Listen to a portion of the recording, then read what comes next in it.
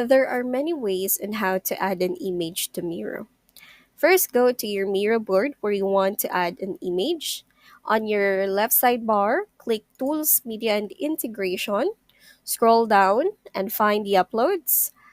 Click Upload, click My Device, and click the image you want to add. Another way is you can go to your folder, click the picture, drag and drop them to the Miro.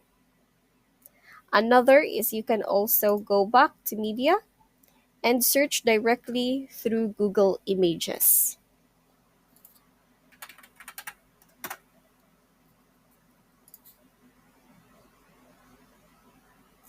Okay, now readjust and reposition. You can just click the image and drag them to resize, reposition the image.